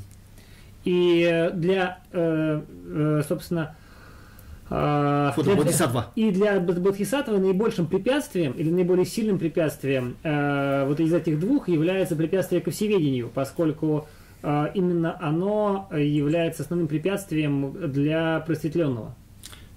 Да. Или к достижению просветления. Yes, Bodhisattva realized like that, да? И бодхисаттва размышляет таким образом. Да, emptiness realization very necessary. Then he he tried to gain the emptiness realization. И бодхисаттва понимает, так, мне нужно, очень важно получить реализацию пустотности. Right? И тогда он начинает думать, как не получить реализацию пустотности, как достичь этого постижения. Because of the, yes, right, omniscience.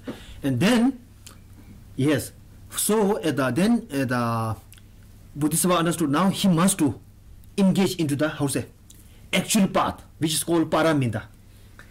И в этом to achieve the enlightenment. И в этот момент Бодхисаттва понимает, after develop the bodhicitta, что после того, как он развил бодхичитту, он понимает, что мне нужно постичь пустотность. И это совершенно необходимо, поскольку в первую очередь с помощью постижения пустотности я смогу устранить препятствия к всеведению. И тогда я вступаю на путь совершенств, то есть парамит. Мне нужно практиковать парамит. Then Bodhisattva taken the Bodhisattva vow. Затем Бодхисаттва принимает обет бодхисаттв. Then after that, yes, and then practice, try into these are the 6 paramita. И затем он начинает практиковаться в 6 парамитах. So 6 paramita is actually the symbol of altruism mind. 6 paramita is like that altruism mind, which is practiced which implements in practical level in 6 paramita called. То есть, altruism mind, собственно, шесть altruism mind, actually it is mind, in mind level, да, which comes into the practical level, 6 parameter.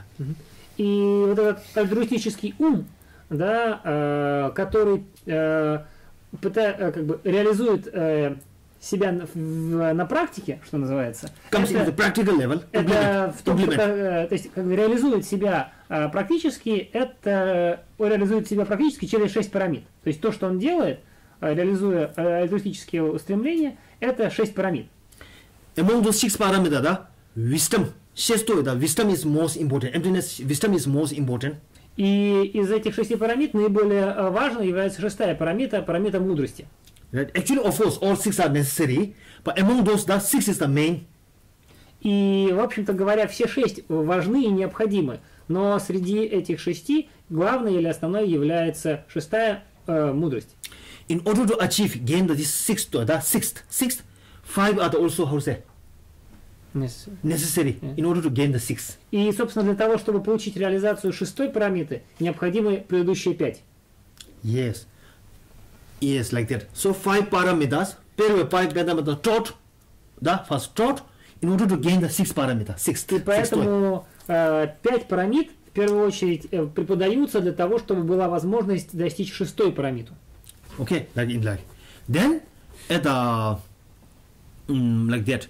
Then they realize that. Then это Bodhisattva, да, Bodhisattva first, да, это in his first part of accumulation at that time, да, first. Так, сейчас мы говорим про путь накопления. Да, at that time. And then это taking the Bodhisattva vow, I told you, да. Then это engage into the 6 parameter, trying, how to say, starting, beginning to engage in the 6 parameter, да. И тогда... Try to the emptinization, to gain to the emptinization. То есть и вот на пути накопления Бодхисаттва принимает обет Бодхисаттвы, становится на путь практики 6 пирамид для того, чтобы получить реализацию пустотности. Да? Emptinization, right? Обрести реализацию пустотности. Yes. And then, actually, emptiness realization means what? Emptiness realization means what? Is one of the understanding of deep level of emptiness means doesn't mean it non-exists, right? Emptiness realization is one of the, how to say, main this thing. Deepest level of understanding of interdependence. И реализация пустотности в данном случае, или постижение пустотности, это не постижение отсутствия всего, или не постижение отрицания, а это постижение глубокой взаимозависимости всех явлений. Yes, like that. So that's why then Bodhisattva, right? Then they try to gain the how to say, they try to gain the emptiness realization, right? By the support of logic, many logic reason more and more. И Бодхисаттва развивает постижение пустотности для того, чтобы достичь постижения пустотности с помощью большого количества логических рассуждений, которые он приводит к себе для того, чтобы лучше это понять и постичь. Yes, да. So all people, the first time, beginning time, да, in order to gain the emptiness realization, understand implementation, first everyone should rely or depends on support of the reason and logic, right? More because that is one of the ultimate nature of phenomena. И для того, чтобы достичь постижения пустотности или абсолютной природы всех феноменов, единственный рабочий метод для этого, рабочий метод для этого, это использование логических рассуждений.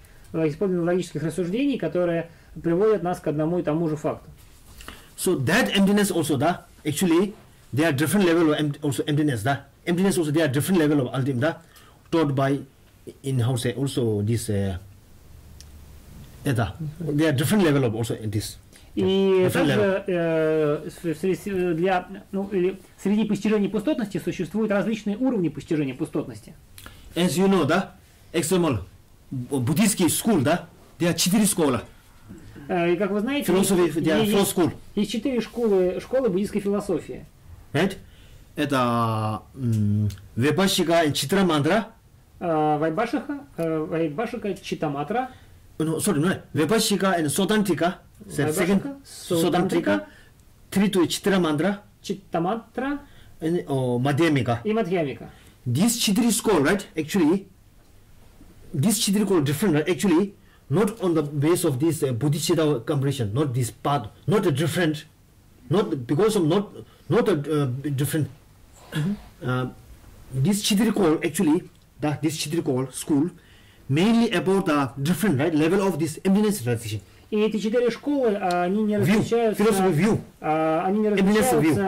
постижением или объяснением бодхичитты или каких-то других вещей, а они отличаются пониманием пустотности. И их философское воззрение различается в глубине пустотности или постижения пустотности, которое они описывают. Yes.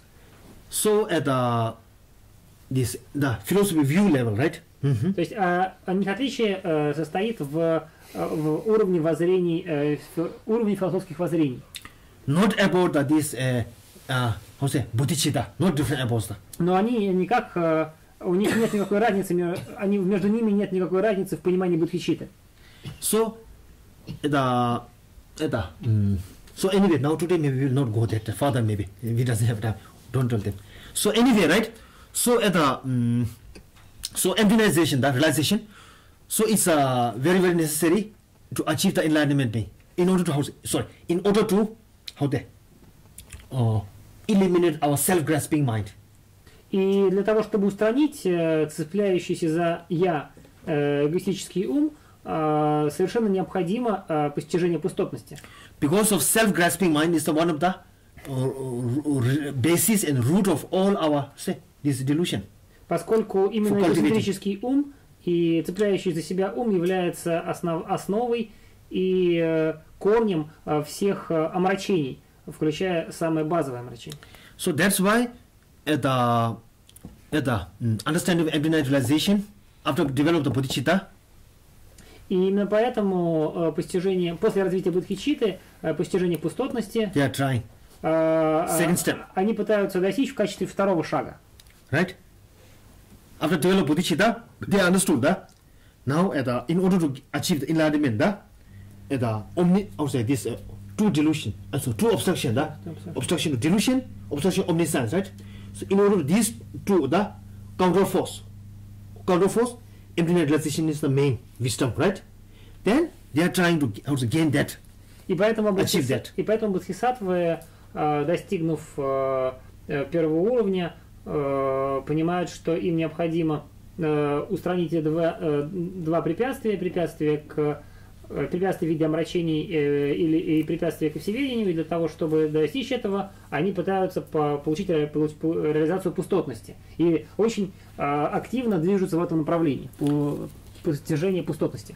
Yes, and then once they develop the emptiness, after they develop the emptiness by the support of logic, logic and reason, then they thought now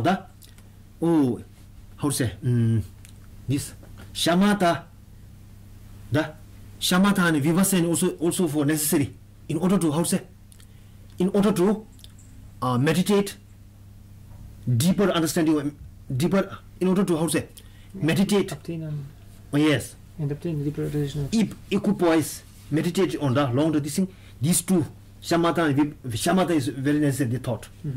И после того, как бодхисаттвы получают некоторое постижение пустотности, они понимают, что для дальнейшего продвижения им необходимо развитие шаматхи и випашьяны, для того, чтобы углубить и сделать более стабильным это постижение. Mind, пустотности. Which they want to mind, their mind to keep place on the emptiness for long and long. Поскольку они хотят, чтобы этот ум, который сосредоточен на пустотности, мог оставаться на этом объекте пустотности все больше и большее время. Because emptiness is important, right? Necessary. Once they get the emptiness, but they realize that my concentration is not enough. It's weak. Cannot keep my mind placed on the emptiness long time. So in order to keep my mind on object long time, for meditate more and more deeper, the shamatha is very necessary. They realize that. И, собственно, они понимают, что да, вот постижение пустотности это очень важно.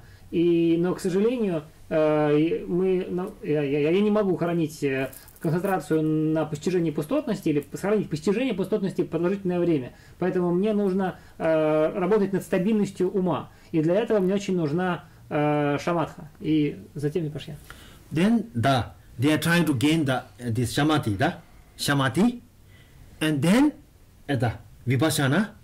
Once gain samadhi and vipassana, then they samadhi and vipassana can be observed, keep the observe on emptiness, use on emptiness. И в этом случае, и тогда, когда они развивают шаматху и затем випашьяну, то есть могут полностью как-то поглощенно сосредоточиться на пустотности.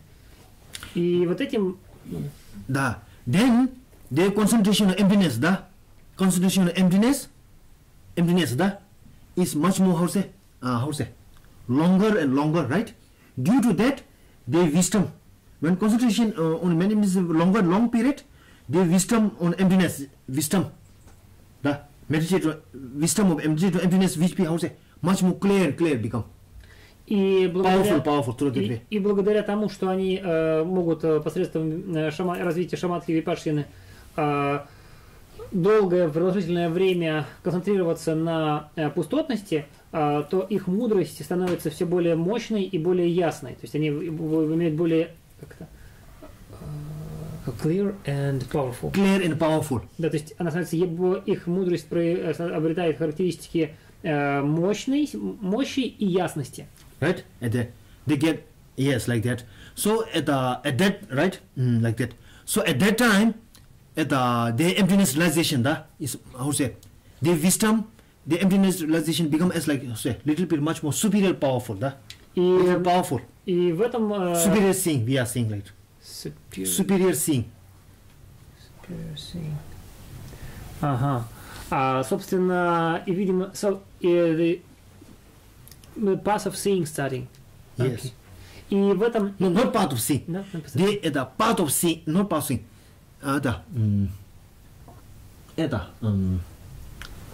Okay, anyway, then after... Just a second, I will translate. Superior seeing. И тогда, когда их посредством випашьяны постижение пустотности становится стабильным, их постижение пустотности может называться superior seeing, випашьяна. Сверх, как же superior seeing? Випашьяна. Випашьяна. In English is superior. So anyway. Випашьяна это высшее сосредоточение, да. Superior seeing, right? Высшее видение. Okay, anyway, and then at that time, the Bodhisattva, right? Due to under the power of this shamatha, their wisdom, the emptiness realization on wisdom become much more super. Through that way, they get their experience of emptiness become more and more powerful. Experience. И посредством, за счет того, что посредством шаматхи их сосредоточение на пустотности становится все более мощным, то есть все более превосходным, их сила мудрости и сила постижения становится все более мощной. And then at that time,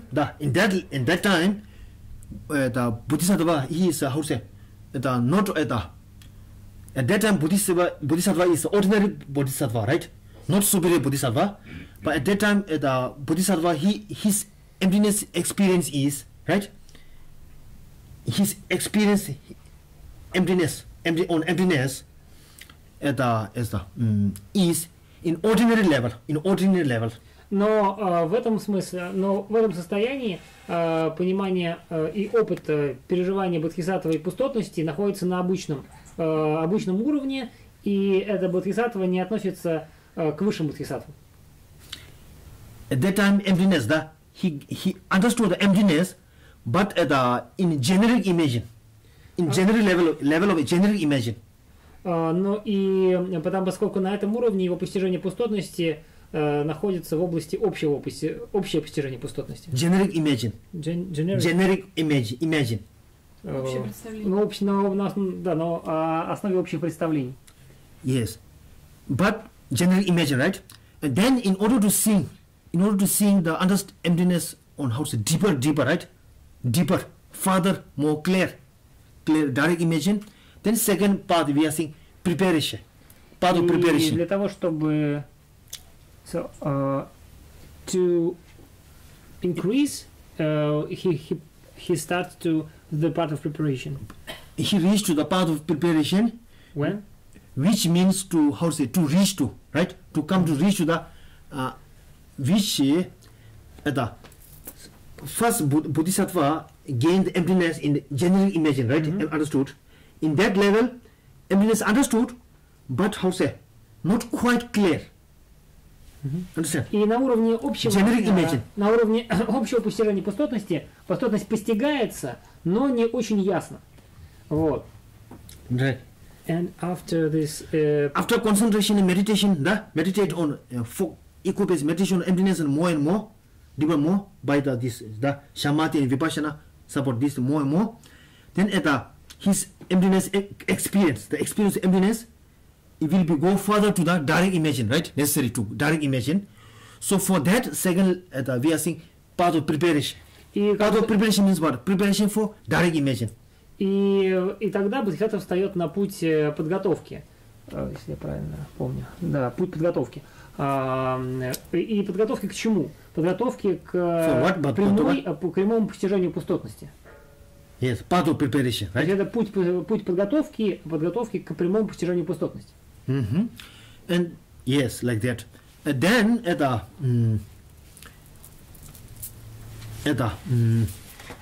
yes, because generic imagine and direct imagine, there is a big difference. Imagine the emptiness, but with generic or direct is a big difference. То есть общее постижение пустотности и прямое постижение пустотности, между этими двумя постижениями существует огромная разница. So this emptiness realization more and more, longer time Bodhisattva necessary, почему? Self-grasping mind. In order to eliminate the self-grasping mind, which is the basis of all delusion, first it's necessary to minimize or reducing. Understand? In order to eliminate the root from the self-grasping from the root, it's necessary to minimize or reducing step by step. So that's why emptiness realization also, the meditation realization also, they are also step by step. И, собственно, то, с чем борется Бодхисаттва, это себелюбивое и цепляющееся за «я» ум. И для того, чтобы его устранить с корнем, нужно вначале устранять цепляние за «я» шаг за шагом.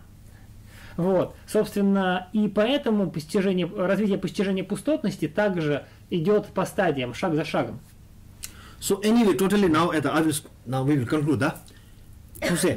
There are 5 paths. Итак, сейчас мы завершим. Итак, есть 5 путей. Bodhisattva, there are 5 paths. 4 is the path of learner. First, second, third, fourth is the learner, path of learner. Первые 4 пути, первый, второй, третий, четвертый, это пути учения. Path of learning. Пути учения. Last is path of unlearn. Или это Buddhahood. Anyway, last is. И 5-й путь это путь не учения более или путь Будды. То есть достижение буддовости. So first this 4 path, 4 path among this part of accumulation, part of preparation, part of seeing, part of meditation, these 4 paths actually, right? First, second path, right? So for these 5 paths, and also inside these 5, there are 5 paths, right? First path of accumulation, right? Is at that time, first path at that time, collecting. At that time, collecting. The time and period and time of collecting, bodhicitta, develop the bodhicitta, emptiness realization, and also shamatha, samadhi, vipassana, and those other necessary requirement, quality. At that time, part of accumulation, which is called path of accumulation. Name is given like that. И, собственно, есть 4 пути. Путь, кроме вот этого 5-го пути, который мы уже обсудили, 4 пути таковы. Это путь накопления, путь дальше, подготовки, путь видения и путь медитации. Вот, и эти 4. И, соответственно, почему первый путь называется путем накопления? Потому что на этом этапе, или в этом пути, бодхисаттва собирает необходимые ему, скажем, навыки или постижения. Это развитие бодхичитты, это развитие постижения пустотности, это развитие випашины, развитие шаматхи, развитие випашины и так далее. То есть он собирает, то есть все необходимые вещи, которые... Вот, соответственно, все то, что необходимо для дальнейшего продвижения, бодхисаттва на этом этапе собирает. И поэтому этот путь называется путем накопления. Like that. Первый. Okay, total point like that. Then второе, да, among these necessary things, after they collect, да, main among those, of all these are necessary, among those main, да, path is right, among those, and then это, actual path, да, among those path, actual main path is path of wisdom, right, realization. И вот почему, когда мы приходим ко второму пути, то и всех тех путей, которые он накопил, да, и самый главный путь и основной — это путь мудрости. Почему? Because of which is the direct, how to say, counter force of our, how to say, this delusion, self-grasping mind and also its pichat. И omniscient obstruction, true obstruction. Вот. И, собственно, почему путь мудрости основной? Потому что мудрость — это главное противоядие против цепляния за я или эго, и именно мудрость устраняет основные препятствия ко всеведению. Right? So that why второй path, третий path, четвертый path, да? All these are step by step, да? Sorry. Yes. This step, all this main process under the, how say, emptiness realization. This part of main going by emptiness realization. И поэтому все вот эти три пути, следующие за путем... Второй path, preparation, готовое, да? In order to see the understanding, directly imagination. Вот. Собственно, второй, третий и четвертый пути, они относятся к различным этапам постижения пустотности или развитию постижения, или развитию мудрости. И, собственно, второй путь, second path, second path, path of preparation, right? Which means preparing to understanding emptiness, to, how to say, direct understanding. И, собственно, почему второй путь называется путем подготовки? Потому что это подготовка к прямому постижению пустотности. Right? Preparation for the direct imagine, right? То есть бодхисаттва подготавливается к прямому постижению пустотности. That's why, like that, да? Then, after that, part of seeing, да? Then direct imagine получение, third path. Затем мы приходим к третьему пути, путь видения. Это когда бодхисаттва получает прямое постижение или обретает прямое постижение пустотности. Поэтому путь видения. So at that time, first direct imagine получение, да? Emptiness, direct imagine получение. И на этом пути бодхисаттва впервые постигает пустотность напрямую. So at that time, да? Then at the intellectual self-grasping, intellectual form of self-grasping eliminate. И в этот момент устраняется интеллектуальное или концептуальное цепляние за я. Yes, direct emptiness, the direct imagine, understand? Intellectual form, the self-grasping, gross level of self-grasping, eliminate from the root, which will never return back. И в этом случае, когда бодхисаттва обретает прямое постижение пустотности, его концептуальное цепляние за я полностью под корень подсекается, исчезает, и оно больше никогда не возвращается после этого. Like that, да? Then after that, да, still not, how say? After this, gross level of self-grasping eliminated, да? But still also there's a self-grasping, right? Subtle level, means innate self-grasping. Innate level self-grasping. For that, then это also четвертый path, да? Path of meditation. Но при этом, несмотря на то, что концептуальное цепляние за я уже устранено, то вот тонкое цепляние за «я», оно все еще присутствует. И его требуется устранить, и поэтому и существует путь медитации для устранения этого тонкого цепления за «я». So, part of seeing to till part 9, there are 10 ground seeing, 10 ground. From 10 ground, Bodhisattva 10 ground. И, собственно, в путевидении есть 10 бхуми, или 10 уровней, или 10 земель бодхисаттв. That is which is starting from the part of seeing. И они начинаются с путевидения. When Bodhisattva direct imagine, direct understand, emptiness, direct imagine, understand at that time, which is called name, how to say, first ground. И вот первая Бодхисаттва Ария. Ария, первая земля, или первая ария, как-то. Первый уровень ария бодхисаттв, вот, первый уровень ария бодхисаттв. That state is called also first ground. Вот, возникает тогда, когда впервые бодхисаттва постигает пустотность напрямую. Да. Первый ground, first ground. Это первый уровень бодхисаттв, или первая бхуми бодхисаттв. Then okay, right?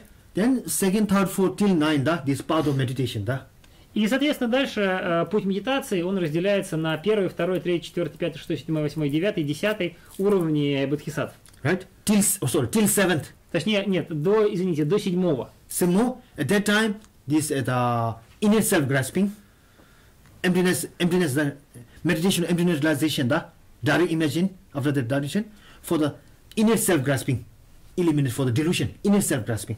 Вот, и до 7-го, so at 7th, before 7th, то есть до 7-го устраняется вот это тонкое цепляние за «я», которое существует, и so after the 7th is completed, so it is completely purified. Delusion is completely purified. Eliminate. То есть, и когда в конце 7-го уровня бодхисаттв полностью устраняется омрачение, то есть тонкое цепляние за «я».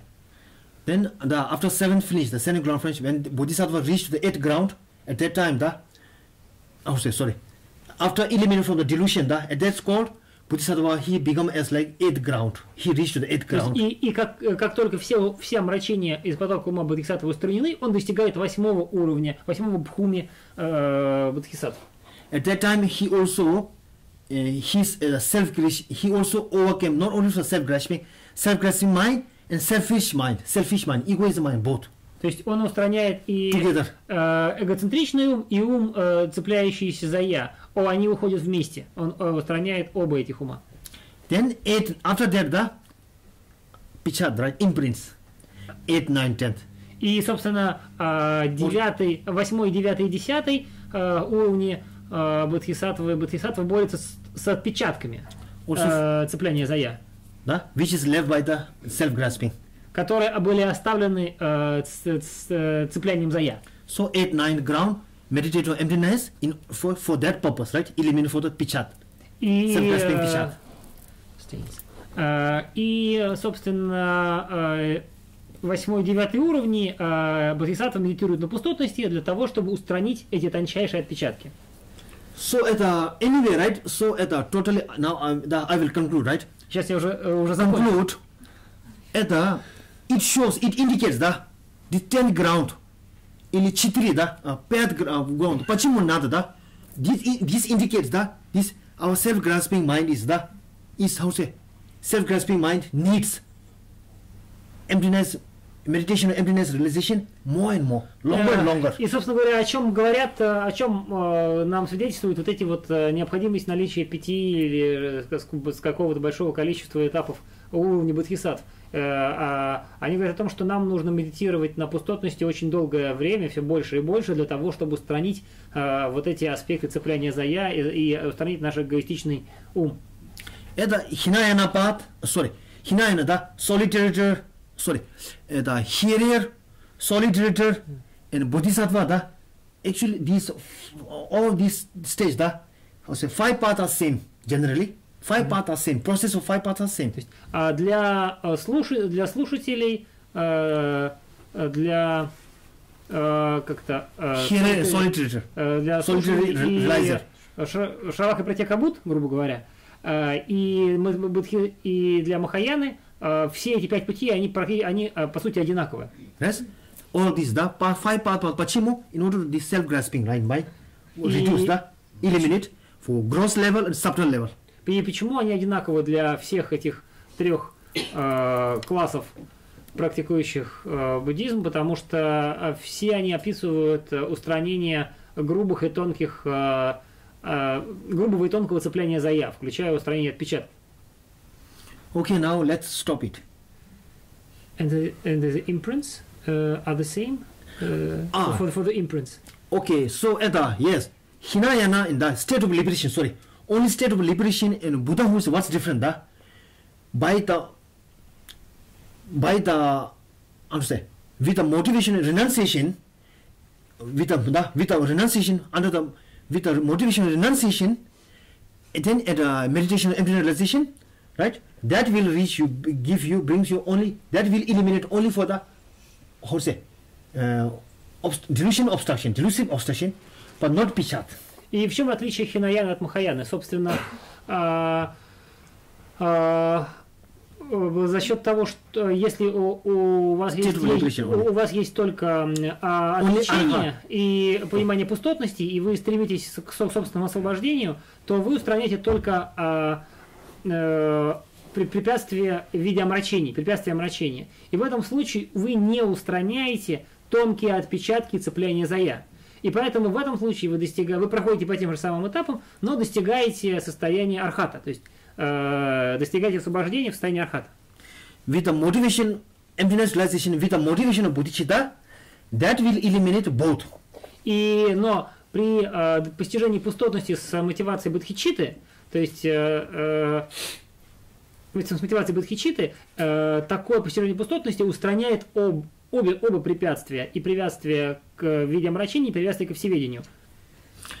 Yes, due to these two both eliminate then omniscience mind получает. И в результате... state of Buddhahood, which means state of Buddhahood, получает, which means what?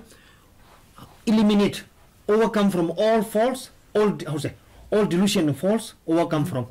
И, собственно, благодаря этому достигается, благодаря устранению препятствий к виде омрачения, препятствий ко всеведению, достигается состояние Будды, то есть реализуется ум Будды, который свободен от всех недостатков. And omniscience, mind of omniscience, all knowledgeable omniscience. И обладает умом всеведения, обладает умом всеведения. Like that.